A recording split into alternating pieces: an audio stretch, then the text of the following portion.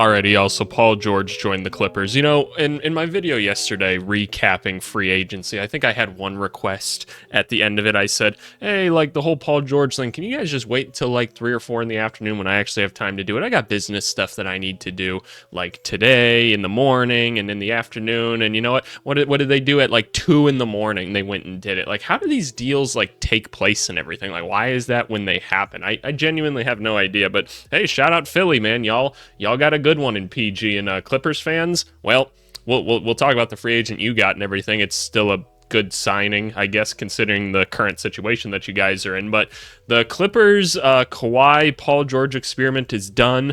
It's one of the bigger disasters that we've ever seen in the NBA, in my opinion. A team mortgaged so much to go and get Paul George and Kawhi. You traded the likes of Shai Gilgeous-Alexander and basically every draft asset you could imagine to put this team together, and they really didn't achieve like any level of success. And I don't mean to start your guys' Monday off with like a bummer or anything. Like we'll get into like Philly and everything and start talking about that. But it's such an odd situation that they weren't able to produce more, and whether that's because of injury or whatever, it did not work. It was a pretty ugly situation, and the Clippers are in an interesting state now. But anyway, Philadelphia, you got Paul George. That's very exciting. So you got your 1 and 2 in Embiid and Maxey. The cool thing about Paul George that I've always told people is he's one of these like all-star role player type guys. Like, he's an all-star level player every single season. He can do just about anything on the basketball court. We all know that, right? He can defend, he can shoot, he can handle,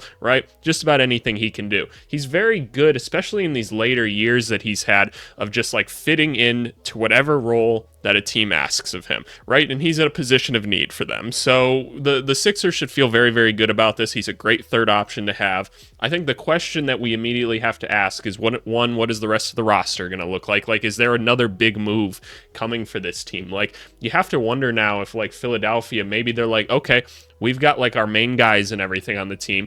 Is there some way that maybe they just like call about a Zach LaVine or something like that? Or is Brandon Ingram like still on the table or something like that? Then maybe in a LaVine situation, they go, well, we've already got like our first 3 guys. We don't even need the first round pick from you guys. Like, let's just get this right and get us another player on the team. Just because I feel like, just looking at this team, if we want to have some playoff success with Joel Embiid, because we've all seen like what kind of happens in the playoffs, and this is what happens with guys that like to operate on the block so much, is just in the modern day of basketball, there's only so much that can be done to get him easy shots, right? And like, Embiid's still going to do his thing and everything, but it's very easy to game plan for him come playoff time, and that's just is what it is, right? At the end of the day, he's still going to be a physical force that gets through people at times, right? But we've never kind of had a supporting cast like this for both like Embiid and Paul George, which is kind of cool. Like, Paul George has never just been able to like really dump it down to some guy and kind of let him work, right? And then he can go work off of him. One of the things that the Clippers really ran into is PG trying to have to create like everything for the Clippers at the end of the season. So between Maxey and Embiid, I think Paul George's life is going to be a lot easier. As far as like the Sixers in itself, like, what are they going to be able to do to kind of supplement like Embiid with some of these guys that they already have around him? And there's still a lot of roster spots that the Sixers have to fill in, but they've done the hard work now, right? Like, the hard work is done. Some other names that I think about that are honestly right here on like the side of the screen here, like a Miles Bridges or a DeMar DeRozan, like, are those guys that they go out and get or something like that to try to supplement the team a little bit more?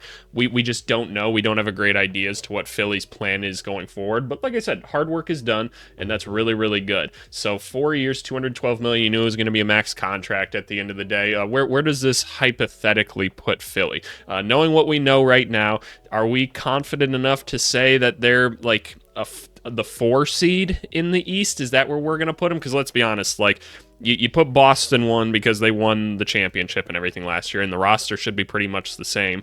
You could tell me on paper that New York is going to be number 1, and I'd probably say that's probably correct. And then I just feel like I have to put Milwaukee there, because at the end of the day, Giannis and Dame and all them dudes on the team, like, I just have a hard time imagining they don't kind of come back. They're more proven than this Sixers team at the very least.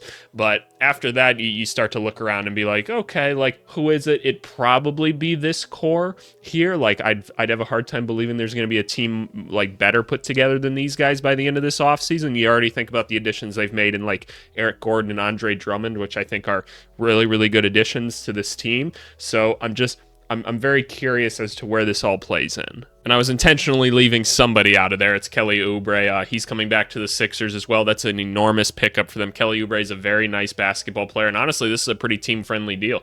$8 million to stay with them, and I think that that's a good thing for him. At the end of the day, I'm sure he's realizing, like, hey, I've kind of been bouncing around a little bit for a while. I've found some success in Philly. Things have been going well for me in Philly. Let me just go and stay here. Kelly Oubre and Paul George always had a lot of beef when they were on the court, so kind of cool to see them on the same team. I always think that that's a nice addition at the end of the day. But yeah, no, so you've got the marks of something good kind of working out. I wonder if one more star is coming, right? Like, I feel like they could manage it and they could find a way to make it work. I haven't run the numbers on it whatsoever, but I feel like there's got to be something there, right? Because the Sixers still have like some draft capital as well that they could move. So it could be something that's just like that simple. Like maybe it's like a Paul Reed and like something else to the Bulls to try to make something work. They seem to be getting a little bit desperate to moving a Levine.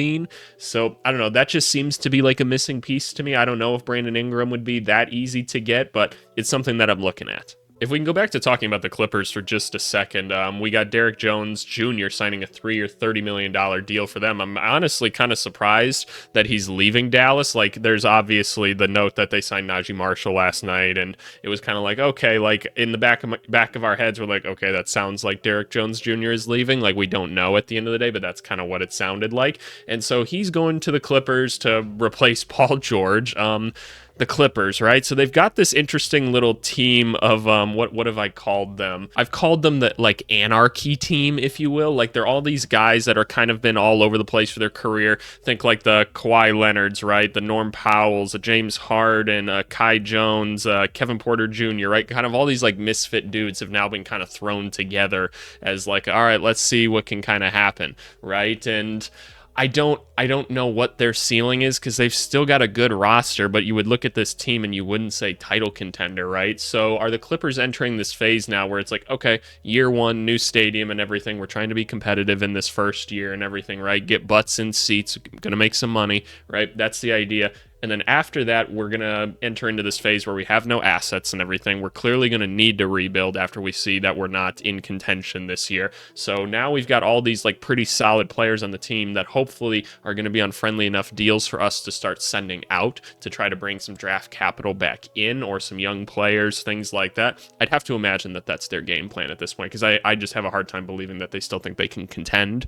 or anything. But the Derrick Jones Jr. pickup, like, this is a pretty team-friendly deal at the end of the day. So shout out Derrick Jones for it. But yeah, if we can wrap up with Paul George, though, like, in all honesty, I'm pretty surprised by, like, how all of this transpired, at least from the people I had talked to, like, some months ago or whatever, not even months ago, like, pretty recently, for the most part. A lot of people thought he was coming back to the Clippers. They're like, he's got a lot of roots here, like, a lot of stuff kind of going on, and it sounded like something was going to be able to work out, but it seems like somewhere in negotiations, things took a hard turn, and sometimes it's as easy as just, like, somebody talking to someone, and then the idea sparks, and all of a sudden you're like, the grass does look a little bit greener on the other side. But it doesn't seem like this was something that just has been like brewing for a while. It seems like it kind of happened pretty suddenly, but at the end of the day, Paul George is gone now. He's off to Philly. He's off to the other coast, and I think it's a good fit at the end of the day. Like we can look at the Sixers and be like, how much can they really contend in the East? But at the end of the day, this was the best possible move they could make. They went and made it, so we give them credit for doing so. And yeah,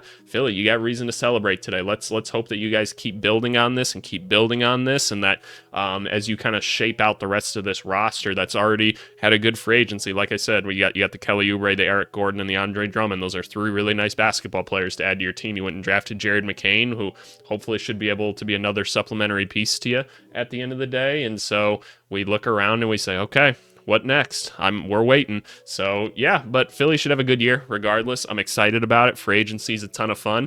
Be looking for videos throughout the rest of today. I've got a lot of work to do for like my business and everything, but if a big move happens, I'll try to step away to make a video. Otherwise, we'll do a recap or something like that at the end of the day. But hey, shout out Paul George, shout out the Sixers and everything. Sorry, Clippers. It wasn't even a run. It just wasn't a good couple of years, was it? It just wasn't. But hey, appreciate you guys as always, and we'll talk to you later. Bye.